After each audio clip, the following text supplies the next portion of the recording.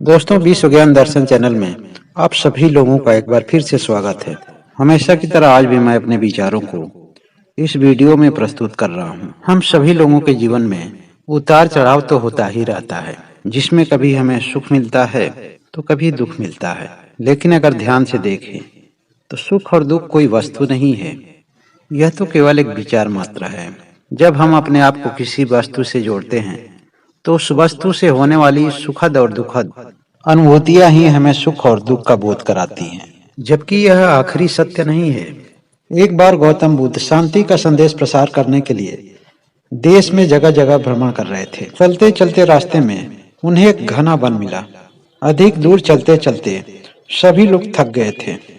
बुद्ध ने अपने शिष्यों से कहा कि हम सभी लोगों को कुछ देर आराम कर लेना चाहिए। बुद्ध और उनके सभी शिष्य एक विशाल पेड़ के नीचे बैठ जाते हैं। उस पेड़ के नीचे एक अलग सी शांति थी और सभी लोग उस शांति का अनुभव भी कर रहे थे। और तभी अचानक एक शिष्य उठा और गौतम बुद्ध से बोला, हे बुद्ध, मैं आपसे एक प्रश्न पूछना चाहता हूँ। बुद्ध ने कहा कि आप निसंकोच होकर कोई भी प्रश्न पूछ सकते हो। मैं कभी भी आपको दुखित अवस्था में नहीं देखता हूँ। हर समय आपके चेहरे पे एक अलग सी मुस्कुराहट दिखती है। आपके चेहरे पर दिखने वाली एक अलग सी यह चमक हमें भी आनंदित करती है, जो हमारे दुख से कोसों दूर कर देती है। पर मैं आज यह जानना चाह रहा हूँ कि दुख है क्या। जब तक मैं भिक्षु नहीं बना था, इससे पहले मेरे जीवन में बहुत दुख थे। ऐसा लगता था कि यह पूरा जीवन मेरे लिए एक बोझ के समान है और इन्हीं दुखों से छुटकारा पाने के लिए मैं भिक्षु बन गया। पर अभी तक यह मैं नहीं जान पाया हूँ कि दुख है क्या, दुख का स्वरूप क्या है और इसकी वास्तविकता क्या है, और वास्तव में दुख कहते किसे हैं। अपने शिष्य की बात सुनकर पहले तो वह मुस्कुराते हैं और फिर बोलते हैं, दुख तो एक विचार मात्र है, इसके अलावा और कुछ भी नहीं है। यह जवाब सुनकर के सभी शिष्य चौंक जाते हैं और पूछते हैं, परंतु हे बुद्ध, हमें अच्छी तरह से यह समझाइए कि विचार तो आते जाते रहते हैं, कोई भी विचार टिकता नहीं है, परंतु अगर दुख एक बार आ गया तो वह जाने का नाम ही नहीं लेता है। फिर यह विचार कैसे हुआ। बुद्ध कहते हैं कि चलो मैं एक छोटी सी घटना बताता हूँ। एक नगर में एक धनी सेठ रहा करता था। उसके पास उसका एक वफादार नौकर हुआ करता था। वह अपनी ईमानदारी और वफादारी के लिए पूरे नगर में प्रसिद्ध था।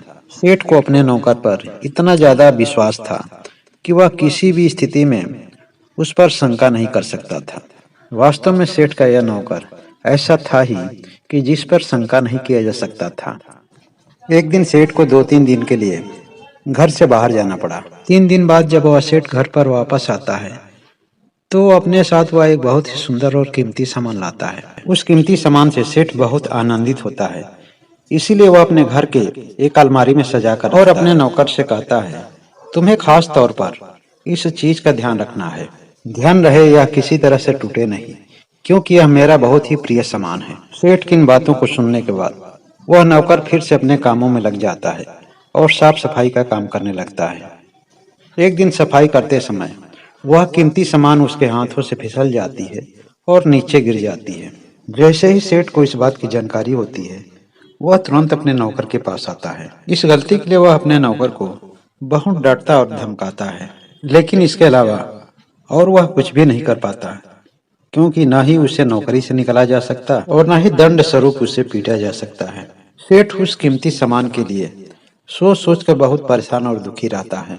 हर समय बेचैन होकर उसी सामान के बारे में सोचता रहता है।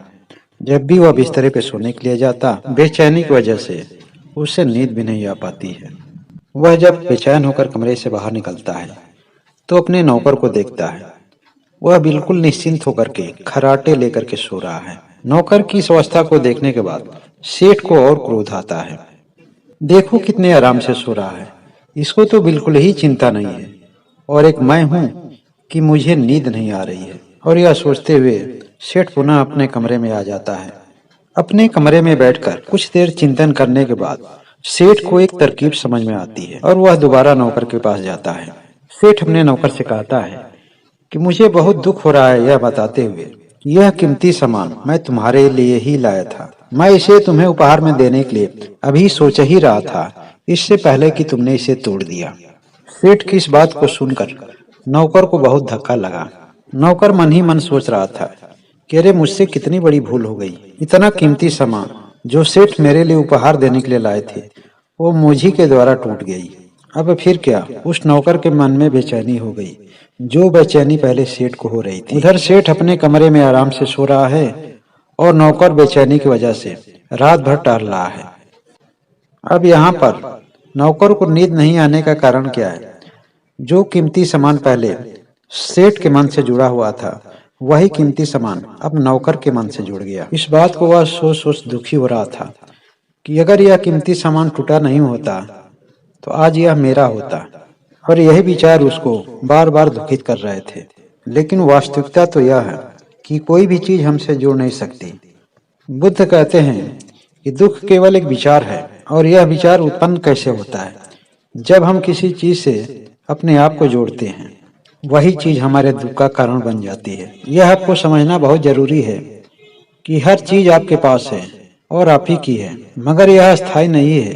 कुछ ही समय के बाद वह आपसे दूर हो जाएगी। उस दूर होने की घटना को स्वीकार करें और आगे बढ़ें। जैसे ही इस तरह की समझ आपके अंदर आती है आप बिल्कुल शांत हो जाते हैं और इस तरह के होशपूर्ण जीवन के लिए सदैव प्रयत्नशील। मेरी शुभकामना हमेशा आपके साथ रहेगी।